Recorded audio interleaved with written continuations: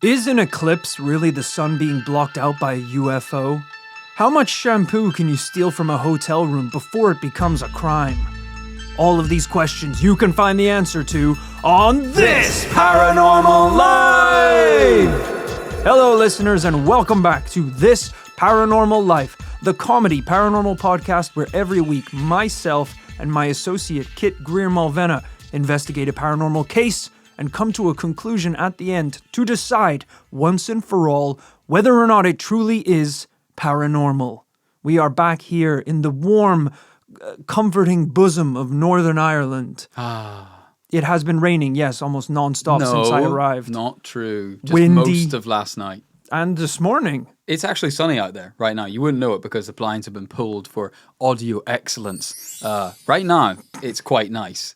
Currently. It always seems to get nice right when we start podcasting. Yeah, completely grey. That does tend to happen. Yeah, I'm a little disappointed because I don't get to drive my car much that I have back here. Granted, it can't drive much anymore anyway in its current condition. So I was a little disappointed because I thought it would be... Fix your car. It's not a terminally ill elderly person. Just fix it. It is. I'm driving it straight into the grave. It almost broke down yesterday. I was driving it to, admittedly, go see a motorbike. So maybe it knew I was basically about to cheat on it. So it was like trying to stop me from reaching my final destination. But this motherfucker, if I stopped the car at any point, it wouldn't start again. There wasn't enough rev in it to start moving. This is a really shit version of the movie Speed, yeah. It was, it was terrifying. Rory had to stay at a lean 25 miles per hour the entire drive. But this has just been my luck of the week, Kit. Car problems and also body problems. This is too much information. Wherever you are going, it is going to be too much information. I got a haircut this week. Oh, thank God. I don't know what you were going to say. I went to go get my haircut at my usual place, but I accidentally booked with the wrong barber. My guy... And you're wondering, how bad could it be? Shout out to Stefan. Stefan's great. Oh, and Stefan, a name like that, you know, Stefan's got mid-length hair. Stefan's probably Portuguese. Stefan knows their way around hair. Stefan's a f***ing 10. Right. He has a hair of a Greek god. He looks incredible. He knows his way around a haircut. Unfortunately, Blanket had to fill in for Stefan. Stefan wasn't around. He was actually on holiday. So Blanket filled in. Blanket's got one eye, an eye patch on their good eye. So you're like, how can they see anything? Unfortunately, I think me and you, it's not that we even look that similar, but I think we're both in the camp of like, you know, we're not Jason Momoa. Yeah. We're not Henry Cavill. The haircut is make or break. You don't take away the hair, put on a bald cap, and then and then everyone's like, "Wow, I never realized what a strong chin you have. I never realized how chiseled your cheekbones are." Instead, it's kind of instant Hitler Youth kind of vibes. Oh yeah, I look like a Nazi. Right, I really kind of do. like a 12-year-old one specifically. I didn't even realize how much I was trying to add things to my face this week until I was wearing a baseball hat, glasses, and was thinking about growing my mustache back. you look like more. The sketch of the Unabomber. I need more things on my face to take away from the fact that my hair looks terrible. It's tough. I'm sure everyone listening has received a haircut. Have I ever seen you wearing a beanie before? Do you wear beanies? I think some guys look good in a beanie. When I wear a beanie, I look like I'm trying to break into the house in Home Alone. I look like one of the wet bandits. Hey, well, I think those guys have been vindicated as time has gone on as style gurus. I think, like, if you look like the burglars from Home Alone, like right now in Soho, New York or London, you're gonna get street photographed. I saw one of them in GQ. Yeah. Saying the 10 things they can't live without. So, you know, I've had car problems, hair problems, just lots of problems. Your life recently. is so hard. I think everyone can agree. It's tough. It really is. But we're both about to have another problem. Because today on this podcast, we're going to be talking about a haunted location that once you hear about it, you may want to go visit it yourself. Today we are investigating one of the most famous paranormal buildings in the world. A beautiful, exclusive mountain resort known as the Stanley Hotel. Once a beautiful beacon of luxury, now the hotel is famous for very different reasons. These days, if you ask any paranormal investigator or horror fan about the Stanley Hotel, they'll all tell you about the same thing. Room 217. Our story today begins way back in 1909 in Estes Park, Colorado. The locals had gathered on July 4th for the grand opening of a new establishment nestled in the heart of the beautiful Rocky Mountains. A building that would soon become one of the most famous hotels in the world. Welcome everyone to the grand opening of the most luxurious accommodation in all of Colorado, the Stanley Hotel. Please help yourselves to hors d'oeuvres, if there are any, and champagne, if there is any. This part of the story is not well documented, so I'm unaware of what refreshments were available on the day. Weird speech. The man opening the Stanley Hotel was Stanley himself, an inventor and entrepreneur who would make his fortune in the automobile industry. Well, this was also a double win for Stanley because just several years prior, Stanley had been struck down with tuberculosis, and doctors allegedly had only given him 6 months to live. Damn.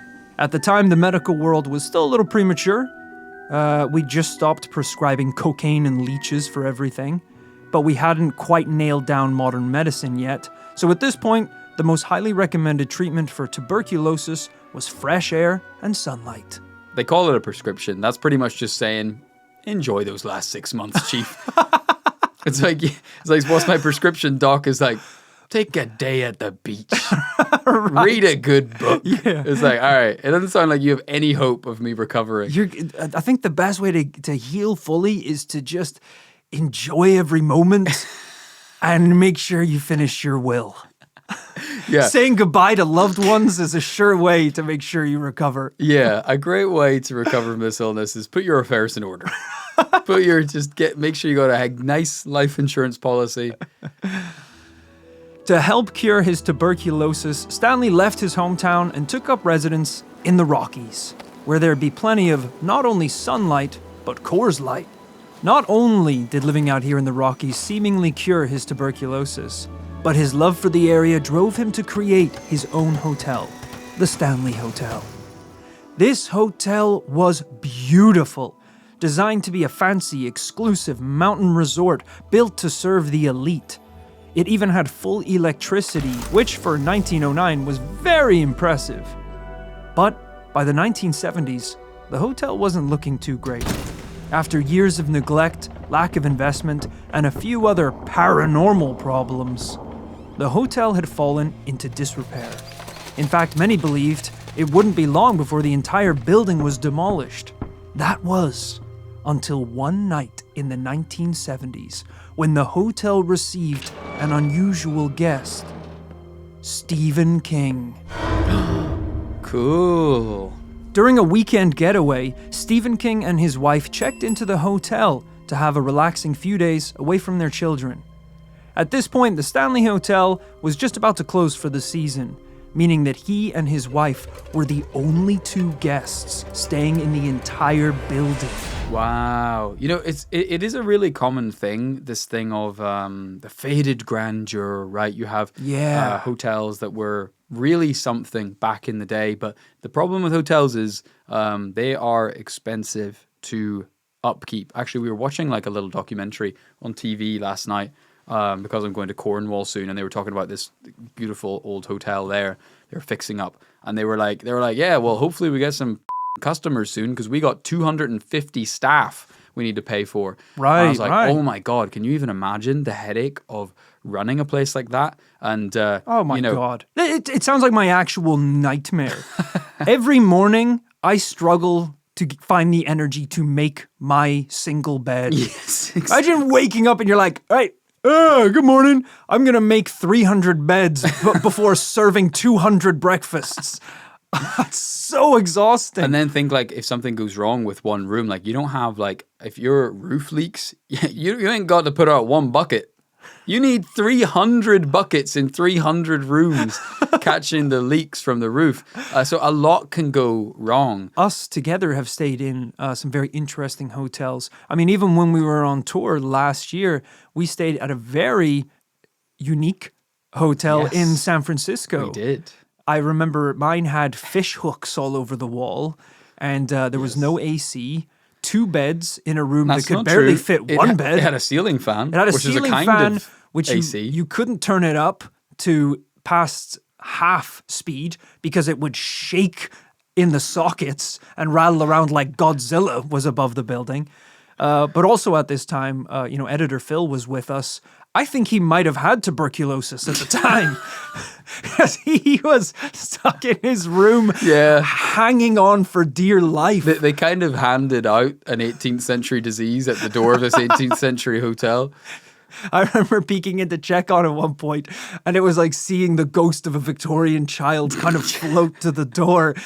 He is having fever dreams, no AC. It was very funny. So there's a time and a place. Because when we were leaving, we could look back fondly and be like, that was quite a unique, lovely experience. There's no romance, Rory, in America anymore, not least San Francisco. Right. You walk down North Beach in San Francisco, it's bird scooter after lime scooter after startup after Salesforce Tower. Right. So to stay in a, dilapidated, crumbling hotel, at least you felt for a moment like you were back in the good old days.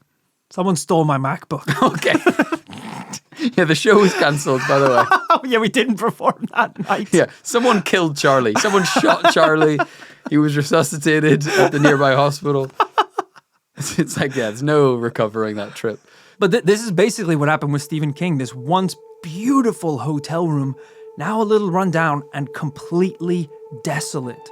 Stephen King himself said that when they were eating in the dining hall, every other chair was set on top of the table. Oh, come on. That is not luxury. That is rude. It's the last day of the season. You cannot They're probably do that. furious that there's 2 people who have booked. Otherwise, they all could have wrapped early. Yeah, hope it was worth it for the checks notes $120 Yeah. it probably costs for them to stay. He said that music would echo down empty hallways.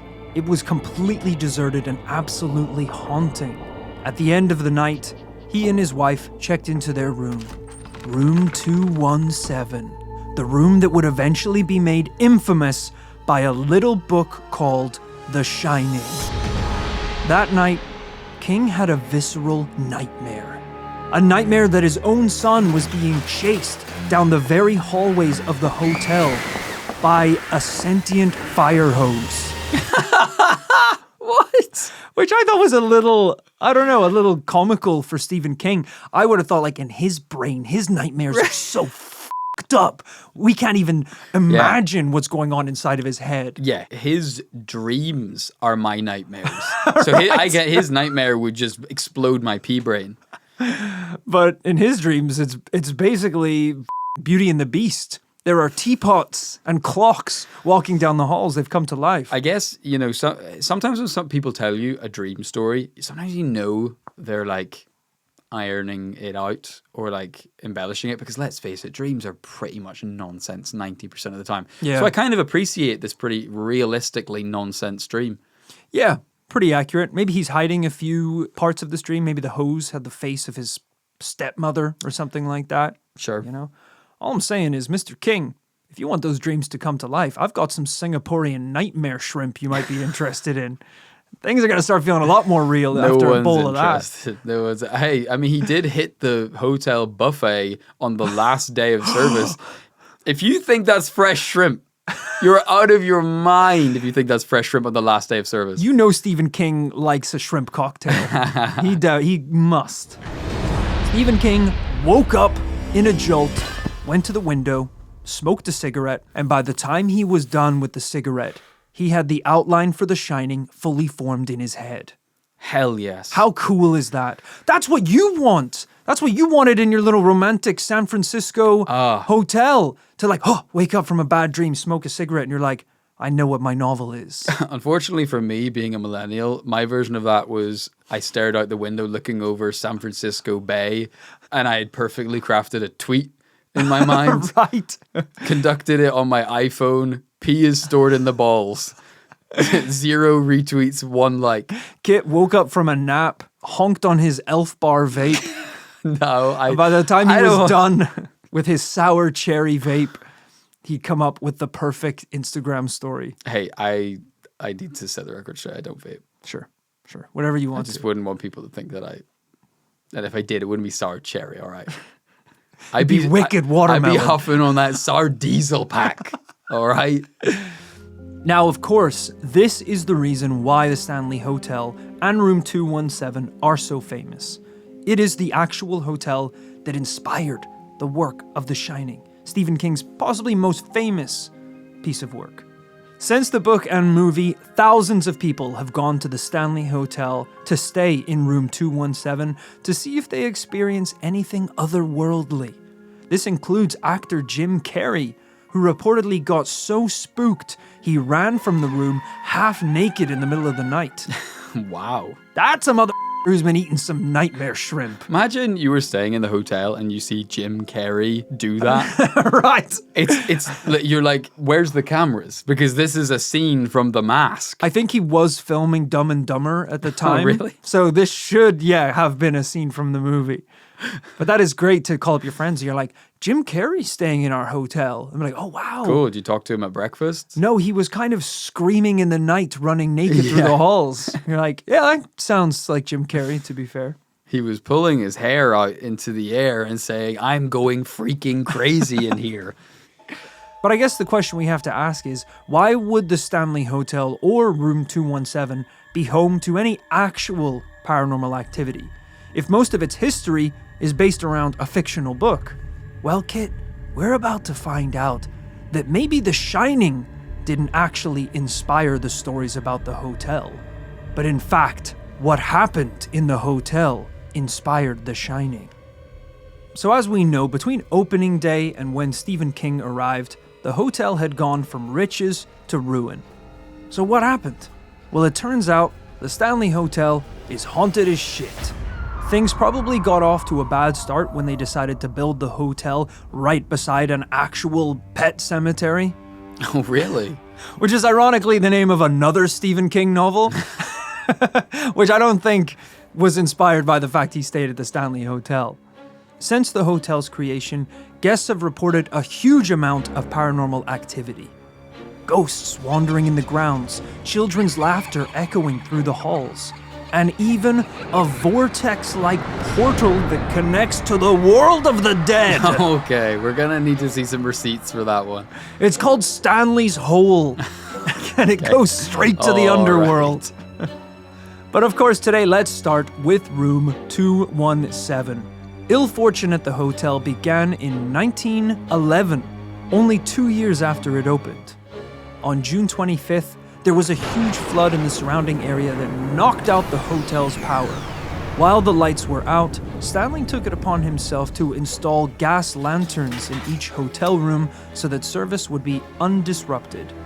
However, a gas leak caused an accidental buildup inside one of the rooms, Room 217. That evening, a chambermaid called Elizabeth Wilson entered the room with a lit candle, and kablamo! Oh no! The entire room exploded, sending Elizabeth flying from the room's entrance to the dining hall. Was she okay?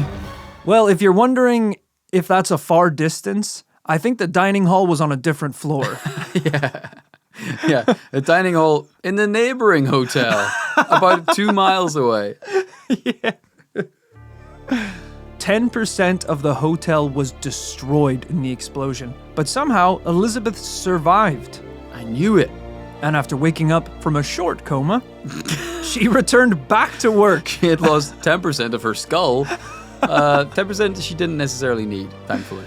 She returned back to work in 1913, remaining employed at the hotel until 1950. Hey, as long as she got that fat settlement, I mean, she could take them to the cleaners.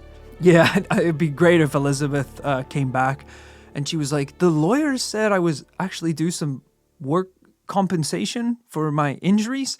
And Stanley's like, yeah, of course. Yeah, we actually... We have it waiting for you. We have it waiting for you in room 217. Here's a candle and just go grab it there. He's It just is waiting, dark. It is dark. You're going to need a candle. just waiting in silence. Kablamo! She's gone again. Elizabeth obviously loved working at the hotel while she was alive. I mean, she was blown to smithereens and then came back to work there after being in a coma. Yeah, it's a bit of a different time to these days when like Google employees quit because they stopped doing like free breakfast in the cafe.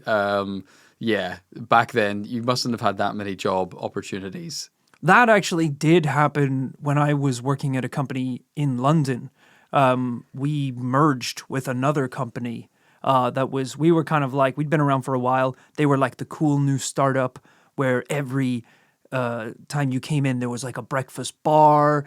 You know, the company, if you joined, you got like a free MacBook and stuff so you could work remotely and everything. We absorbed them. We bought them. They came to work in our office. And I think the first week they came in and they were like, cool. So where's the breakfast bar? Like, are there snacks in any of the cupboards? And it's like, yeah, we don't actually do that. Most of them didn't make it to the end of the month. I think a lot of them just quit immediately.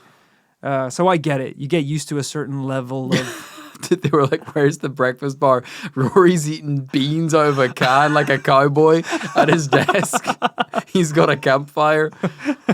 Brother, pull up a spoon. You're looking at it. Yeah, I guess I could share. And what they pay at this company, you're going to be on the bean diet real soon. Yeah. Your colleague walks by, Rory, you hear the price of beans going up? You're like, oh, Jesus. It's like there must be better things to eat in the office than beans. Sometimes the boss man don't finish his sandwich. You throw it to the editing room like a pack of dogs. The boss man. Just like such serious hushed tones. Sometimes the boss man don't finish the sandwich. So dark. As I said, Elizabeth loved working there so much in her life that could be the reason why she's still seen in room 217 after her death. Guests have reported waking up in the middle of the night to strange noises inside of the room. And when they check around the place in the morning, they discover someone had cleaned their room in the middle of the night. Yeah, you're gonna notice. You're gonna notice. If you're like me and you're a serial not unpacker at a hotel room, you know, you just kind of flop open the suitcase and just rummage around every day for what you need rather than just simply unpacking in a hotel room. Yeah. You're gonna notice if that unholy mess gets tidied up in the middle of the night. That's true. You know, usually if you were staying at home and you woke up and your room was tidied, that would be maybe a stronger indication that a ghost or a poltergeist did it. You are staying in the one establishment where they have a key to get in to tidy your room. And people do come in and tidy your room. So if you are hungover and sleeping until 1 p.m. and you wake up and there's new towels, I don't think it's safe to jump immediately to a ghost did it. Depends whether you put the do not disturb sign on the door. Tell me one thing. Yep.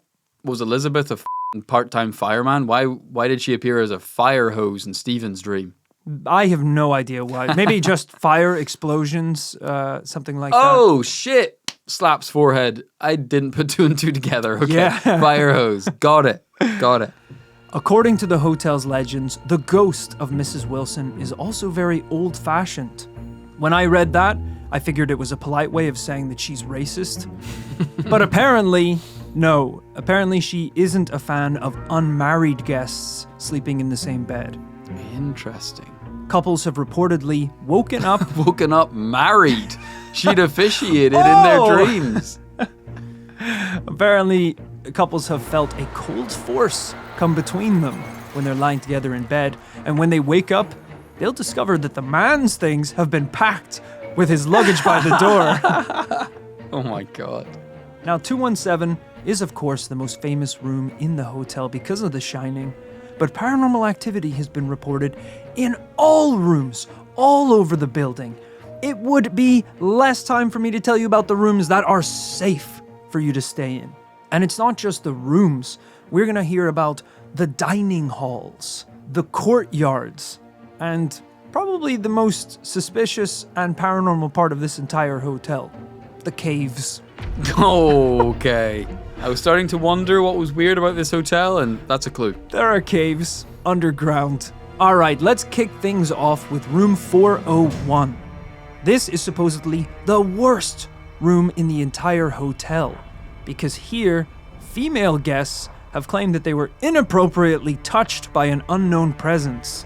Wow, I was wondering what could be worse than dynamite, but yeah, sexual harassment might be up there. I think so. Apparently, if you stand in the room's closet by yourself, someone from the spirit world will try and cop a feel. Unpopular opinion, hotel prices are crazy enough, brother. If they're running a discount, I might just risk it for a biscuit, if you know what I'm saying. You go down to the lobby and they're like, we have a lot of rooms available tonight. I do want to say room 401, we have a closet where if you stand there by yourself, you will get jacked off by a ghost. And it's like, cool. And so how much more expensive is room 401? Yeah. Like, no, it's a discount. Oh, it's cheaper. It's, of course. Oh, yeah, of course. Well, I suppose if it's the only room available. Side note, I'm going to extend my stay. Yeah. I'm going to extend my stay. I think I'm going to like it here. I think I'm going to like it here just fine. Yeah. I'll take breakfast in the room. I think I'll take breakfast in the room. Yeah. And what would you like for breakfast, sir? 12 bottles of Lucozade Sport and a protein bar would be great. Just keeping those electrolytes going, you know? Can you bring me a champagne bucket of Gatorade, please? God, sir, you said that your wife is going to be arriving tomorrow? She can't make it. Trip's canceled. Yeah, blizzard on the road. I'm undoing my belt already as I walk away. In room 428, some have seen the ghost of a cowboy watching them while they sleep. You folks want some beans? God damn it. Does that even line up with the timeline? You said this hotel opened in what was like 1909? 1909. Cowboys should have been pretty much... I don't know. That's definitely not cowboy time. Yeah, but to be fair, I don't know how Western Colorado still was in 1909. Mother, go to some places in America now. It's still cowboy time. So I don't think it's too strange to see a guy in a hat with a 6-shooter on his hip. Also in room 428, people have reported hearing some strange noises. The weirdest of all being the fact that there aren't any rooms above this room. And yet individuals have claimed to hear loud footsteps and furniture being moved coming from the ceiling. Yeah, that one's tricky though, because I think a lot of people have probably heard noises, clattering footsteps in their own house. Not in a hotel, just in their own home. Yeah. And problem is, it could always just be a dude. But there is no up. That's the problem. They're hearing it in this. Yeah, there's an attic space. There's always an attic space, even if it's a crawl space. That's true. Yeah. So I guess maybe the ceiling's a little thin. Maybe there is someone up there, and that's what they're hearing. Now I know we've talked about the haunted rooms in the hotel, but of course the paranormal activity even spread to parts of the hotel that were hidden from the public. As I said, Kit, we're talking about the caves. Oh no. I know what you're thinking. Why does a hotel have caves? That's a bit of a red flag, I would say. Well, this hotel was built in 1909. Remember, this was back at a time where it was unprofessional in establishments like this to see staff wandering around the halls with the guests.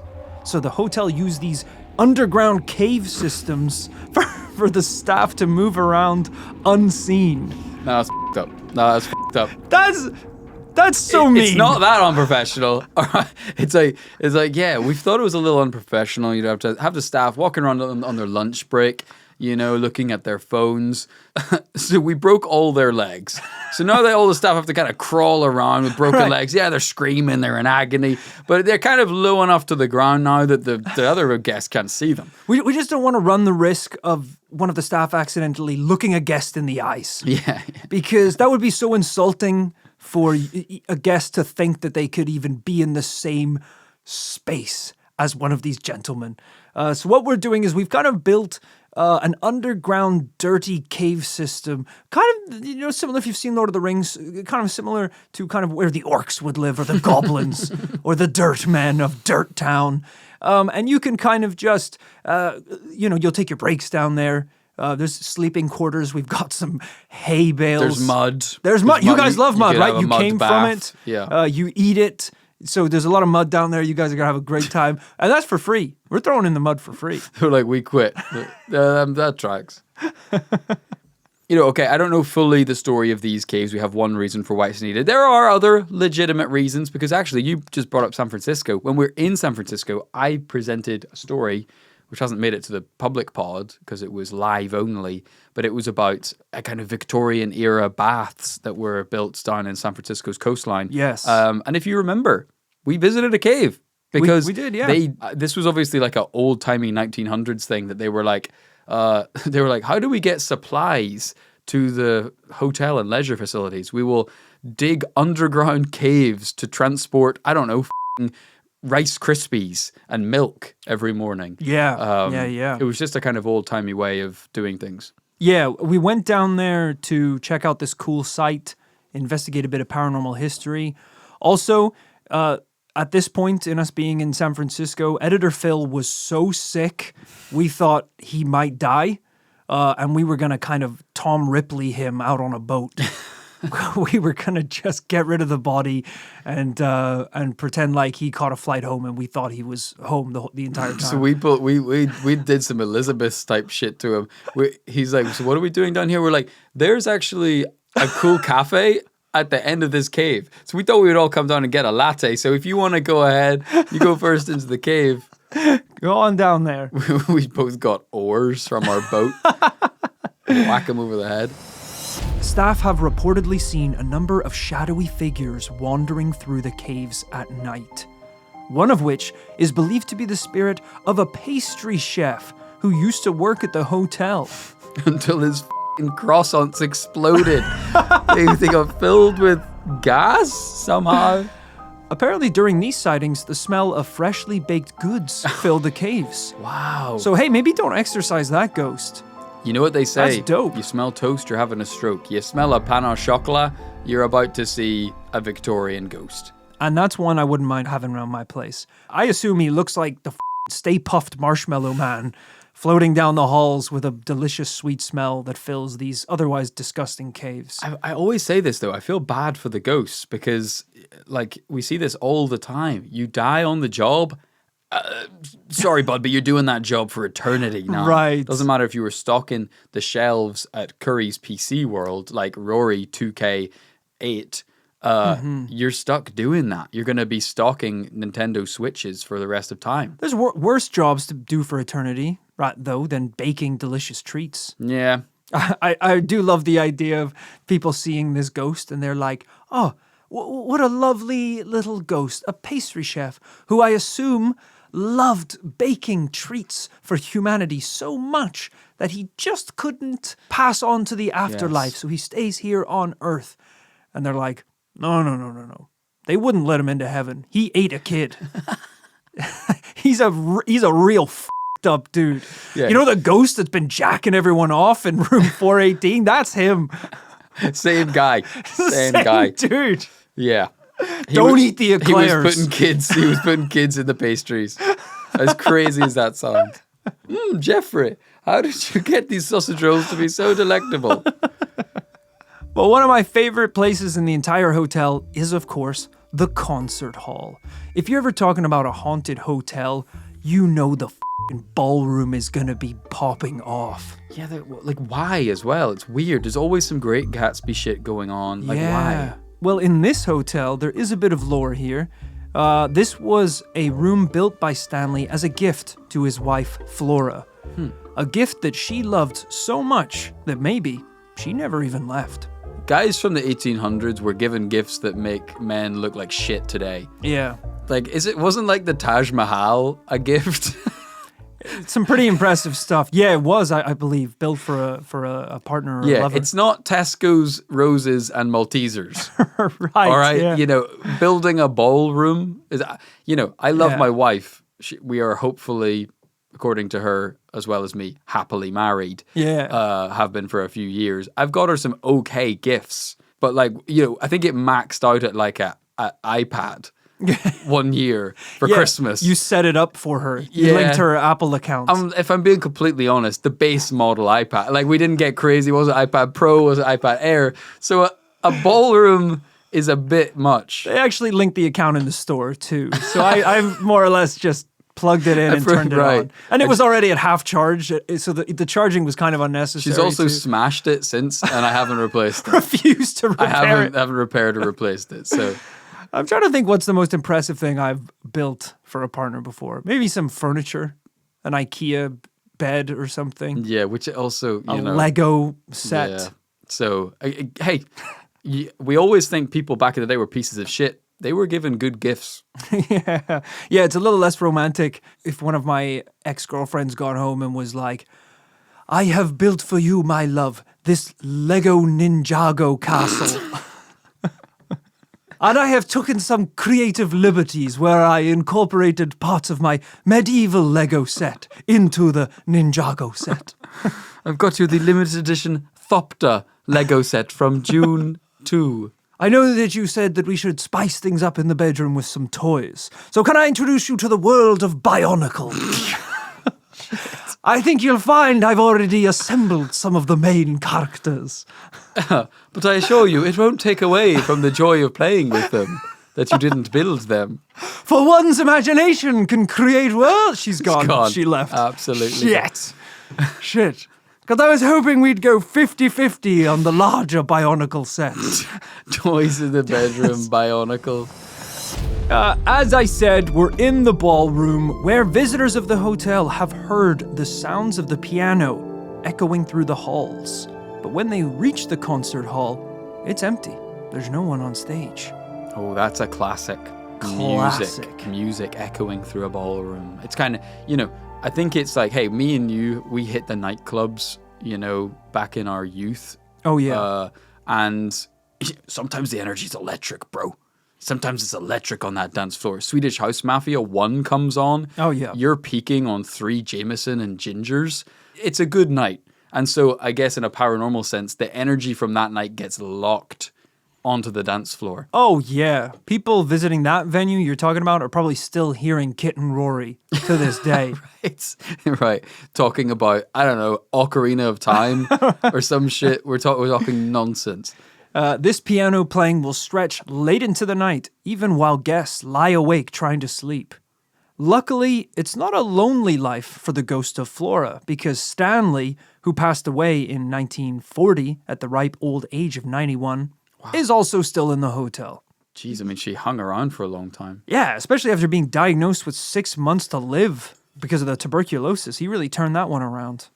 He's usually seen at the bar, sipping a drink or playing in the billiard room. Which, if you build a hotel while you're alive and it's named after you, I think you've earned the right to haunt it in the afterlife, And honestly, not a bad way to go. As I said, I wouldn't personally want to be kind of grinding away, making croissants in a kitchen for all of eternity. But if I built a cool hotel that I loved to get to hang out there and drinking scotch, and kind of reading the paper, there's worse ways to spend the afterlife. Very, very true. Yeah. This seems like not a bad place to live as a ghost.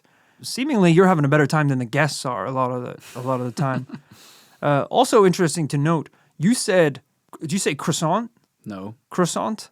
What'd you say? Sure, croissant. Croissant. Okay. Because I got roasted by my friends in London recently because I was getting coffee in the morning and I asked for a croissant. And they were like, it's a croissant. And apparently everyone in mainland UK all say croissant, which I guess is the more authentic French pronunciation. Let me think. But they said it was an American thing. They were like, oh, you're so American. You say you say croissant. And I was like, yeah, but I don't think even my mum says croissant. I think she says croissant. Yeah. So maybe I'm like, maybe in Ireland they say croissant. Let me think real quick. If I'm mentally projecting myself to a bakery. Yeah. Can I get two croissant?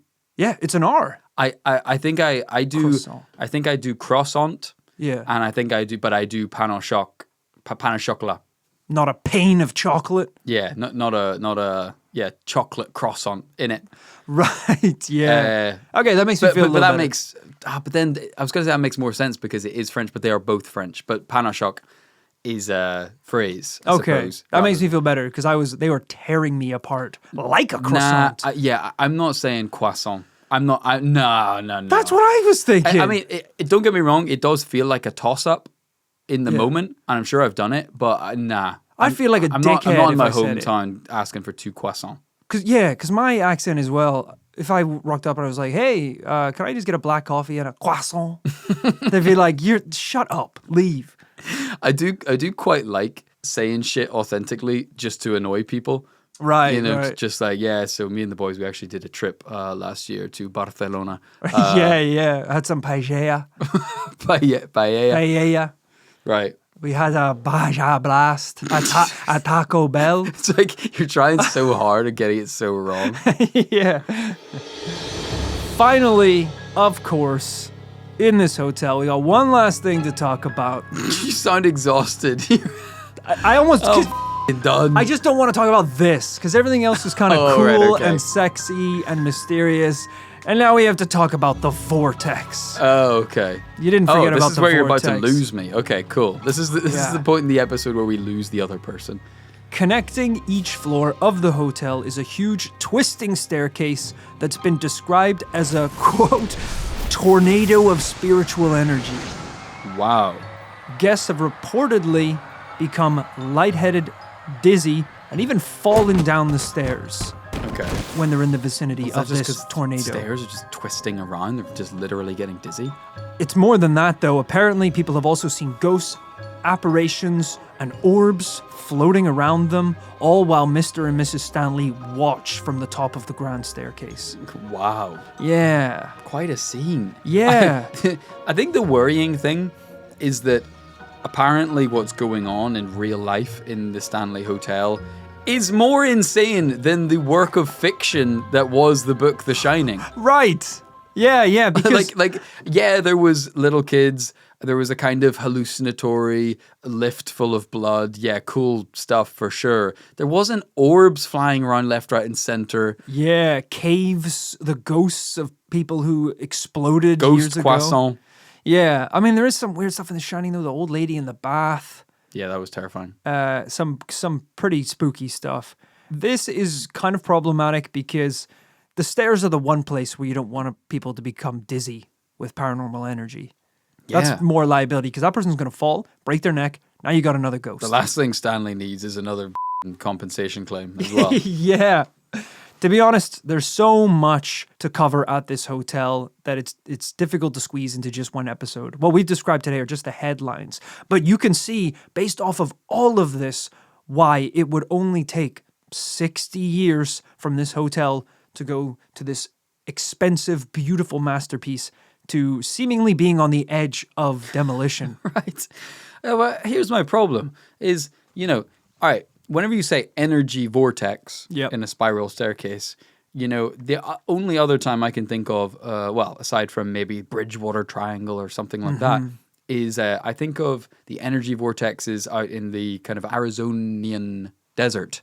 Okay. You have places like Antelope Canyon, and there are supposedly out in the Arizona desert these energy vortexes, kind of strange place where the rock formations and whatever about the geology and the history creates strange energy fields. Right, and I've always been fascinated by that. I've always wanted to go and experience that, see what that feels like. But that makes sense to me. You look at a photo of Antelope Canyon, it looks nuts. Right, It looks like a magic cave from a sci-fi movie. It kind of feels like it makes sense. These rock formations are 200 million, like a couple billion years old, whatever. This staircase was built 100 years ago. Yeah. I mean, it's a long enough time, but like, what is it about a staircase that makes it an energy vortex. I mean, could it have been built on top of one of these places maybe. that you mentioned? I mean, as we said, this is already a very old, enchanting little corner of Colorado, built opposite a pet cemetery on top of ancient caves. You know, there's a lot of like history and lore. We've here. seen no ghost dogs. We've seen no ghost rabbits. There is a, I believe, cat. I think there's a ghost cat that sometimes is seen in the caves. Okay. As you can tell, there's a reason why I didn't include that. I don't think it's going to do me any favors today. But I agree. It's very, it's a nice mix here between quite unique paranormal entities and quite cliche ones as well, that you would just see in any kind of haunted hotel. The nice thing is, the Stanley Hotel is still currently open to the public. Obviously, after The Shining, this hotel gets so many visitors from hardcore horror fans eager to stay in room 217 and experience the accommodation that inspired Stephen King to write The Shining. Ironically, that little period of hauntings, paranormal activity, and having a bit of a rundown, dingy hotel has worked out quite well for them, because now I believe, off of the success of The Shining and this horror franchise, the hotel is seemingly doing great, and you can still go and stay there now in room 217.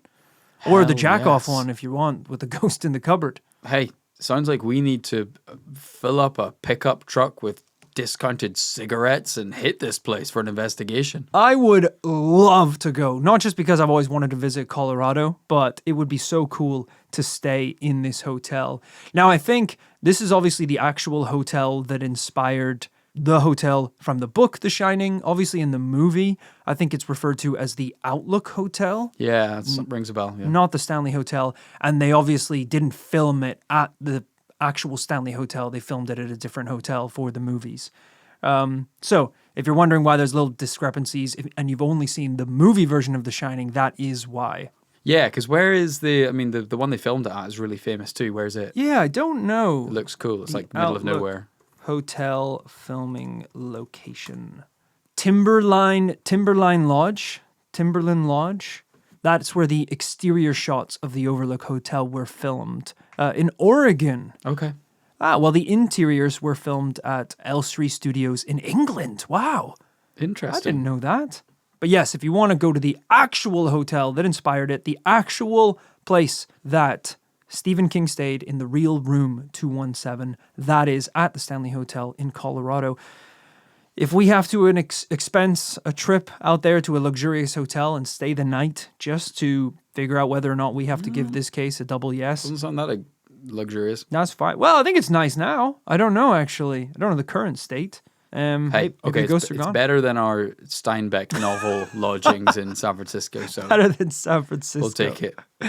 Of course, at the end of every episode, we have to come down on a conclusion as to whether or not we think today's case really is paranormal. Do we have enough evidence to say that we really believe that this place is haunted by ghosts? You know, we obviously have one of the greatest pieces of fiction and of horror ever created that was inspired from this location. So, safe to assume there's something special about it. But did that inspiration come from the paranormal activity and auras inside of the hotel, or did it come from the fact, the kind of the circumstances in which Stephen King was there? The fact that it was run down, they were the only ones in the hotel, it was probably a little bit spooky, you know, all of those factors. That's what we have to decide. Well, Rory, you asked the question, is there enough evidence? No. Fair, safe. Really kind of quick, kind of lightning decision there. Yeah. Kind of on the kind of paranormal front. I won't fight that. I didn't even show you a picture. Yeah. I have no idea what it looks like. No, I'm being harsh. There is, of course, I mean, it sounds like a substantial amount of witnesses, and there really should be, because we have not only a paranormal location here, but a paranormal destination here, somewhere where people have been now traveling to for quite a while, looking for paranormal experiences. Pretty much paranormal tourists primed to kind of record this stuff for themselves. So I really would have hoped for more of that. That at least just some guest in the last 40 years would have snapped something. Are you calling Jim Carrey a liar? Is that what you're doing? Kind of. You're calling Jim Carrey, star of the movie Liar, Liar, a liar? I don't know. I don't know if Jim He was Carrey is acting in that movie, Yeah. by the way, and he struggled think because he's- lying doesn't come to him easily. I think he's a pretty weird guy. I don't know if Jim Carrey in even a perfect world would be like a great paranormal witness. Yeah, because he's quite exaggerated and eccentric, so I feel like even small little things would be crazy and wacky and massive. Yeah, and he kind of like didn't he kind of had a comeback in recent years where he kind of made a point of kind of losing his mind. A little bit. Yeah. In a healthy way, I think. Maybe. Yeah, right on the I don't know. precipice. I agree. I'll kick things off right now by saying I think it's a no from me this week. Oh wow, okay. Look, this is one of these fantastic stories that is worth covering because of the history, because of the relevance, because it's cool, because it's a location in the real world that inspired one of the most famous horror movies of all time. I think that's worth talking about, but I don't think we were ever going to find enough evidence to decide that this really is paranormal today. I think it's fair to say, Rory, it's a double no. Oh, but hey, still a fantastic episode. I had a ton of fun researching this one. I think if you're a horror fan or have any interest in kind of the inspiration behind this old literature, it's really interesting to hear about this hotel and how it inspired one of the greatest literary minds of our time. Very cool. Hopefully you've learned a few interesting facts today that you can whip out at parties with some of your weird horror friends. I know I did. And I have a lot of lovely weird horror friends.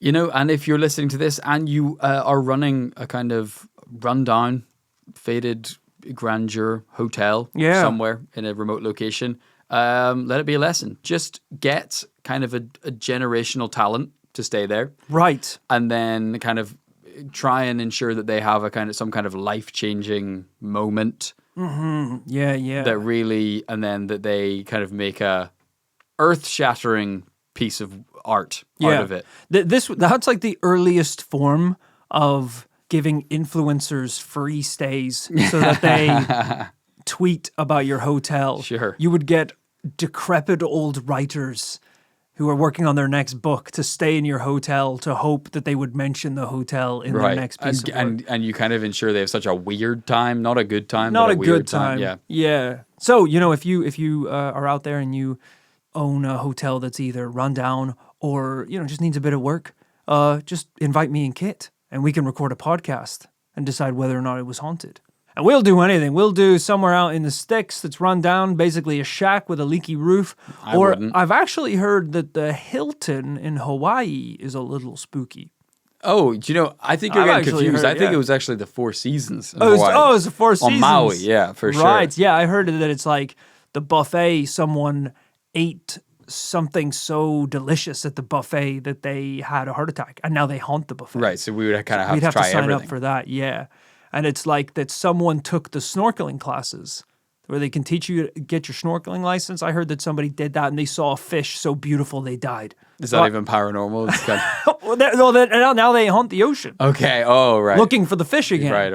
I think, something like that. Yeah. So we should probably, if we feel like it, do the snorkeling stuff. Okay, so we probably need... Depending on how much we eat at the buffet. long, like a couple of months probably to earn our stripes. to be able Honestly, to I think scuba dive. don't even book a checkout date. Right. Don't even do it because we might be there all year, honestly. It's going to be a full-on investigation. Okay, word. And the closets, are there any ghosts that... All right, now I think you're pushing your luck here. I don't want to make it crass because I don't think the Four Seasons are going to go for that. So... Thank you so much, everyone, for listening to this week's episode of This Paranormal Life. Hope you enjoyed it. I know I did. We'll, of course, be back with some bangers next week, hopefully heading into another double yes. If you do love this podcast and you want to get more, let's say you're caught up with all the episodes. Let's say you want something a little different. Or you're not. Don't go back. If you just started, Right. hello. Don't go back. Oh, right. Don't listen to any other episode. Well, go back, but, just not that far. Yeah. Let's not get, okay, 2022, 2021, great years for This Paranormal Life. Award-winning years of podcasting. Some of our best. Let's not get kooky. Let's not go to 2018.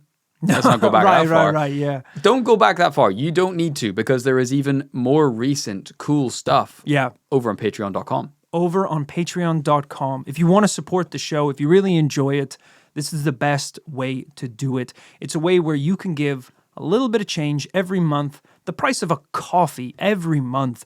But that adds up. That supports the show, and it's the reason why we can have cameras, have nice mics, have a studio space, work with Phil, do all of these things, continue to make this show.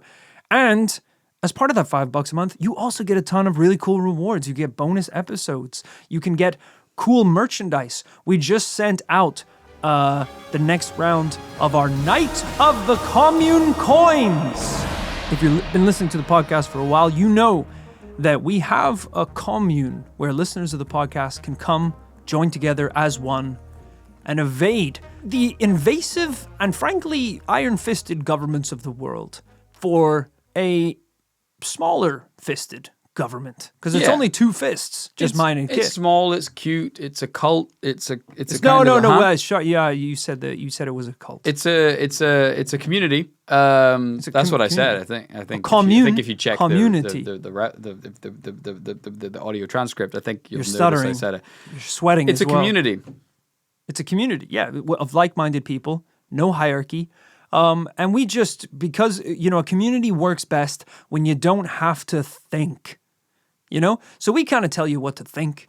Everyone wears the same thing. Yeah, there's so many things you don't have to do in the commune. Like, you don't have to vote. Yeah, it's so You don't great. have to kind of, participate in any kind of processes. Yeah, you don't have to indulge in like extracurricular activities or hobbies. You don't. If you're a kid, you don't even need to go to school. Yeah, if you're in districts 6 through 9, you're pretty restricted in where you can even go. So you don't even have to worry about exploring or knowing anything about other corners of the world. You can't go on holiday. Well, obviously not. So you don't have to worry about that or save for that. Not that you could anyway with the amount of tax we're charging people. But our point being, what was our point? That you could join today. You can join the commune over on Patreon. There's so many cool rewards over there, one of which is a Night of the Commune coin, which, let's just say if you're in the commune and you have one of those coins, that opens up a lot of doors, literally. Yeah. You have one of those, you could pretty much just waltz from District 9 through to, honestly, 3.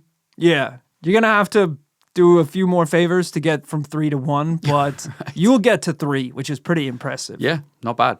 It's got clean water in 3, which is pretty cool.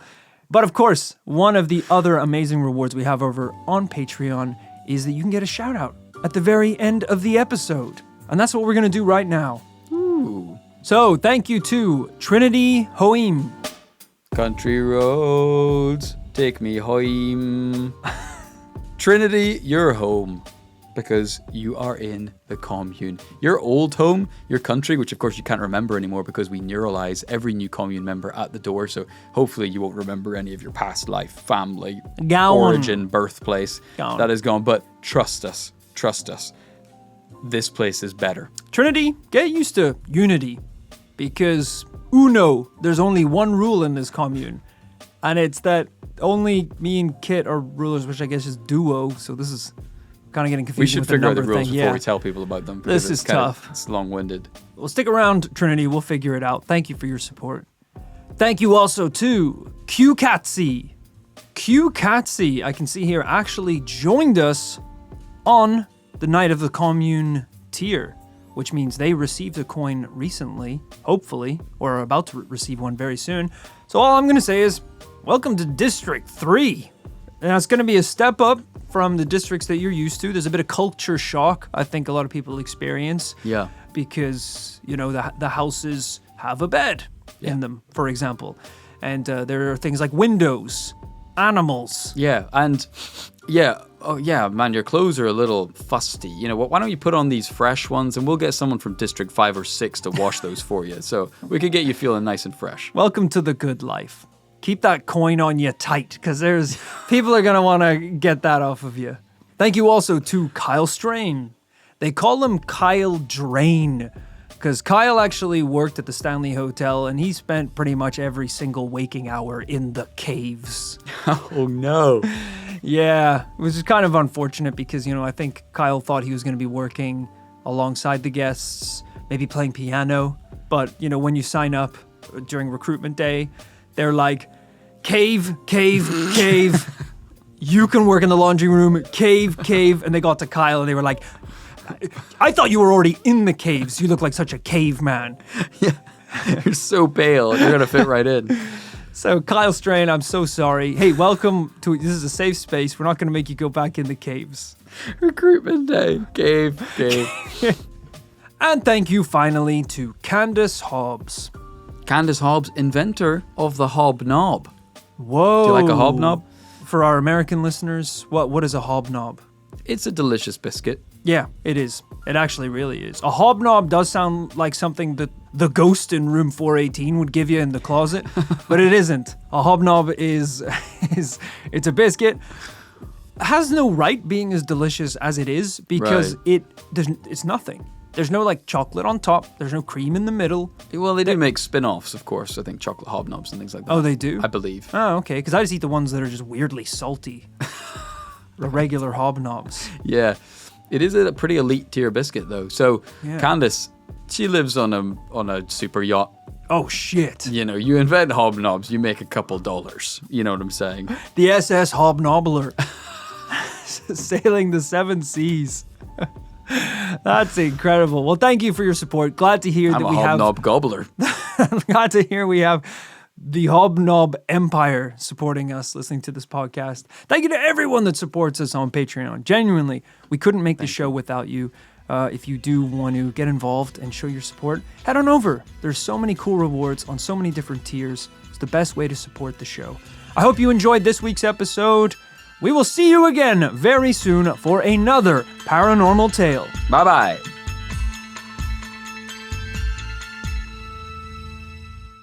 Estes Park? Estes Park. Estes Park. Estes Park. Estes Estes Park.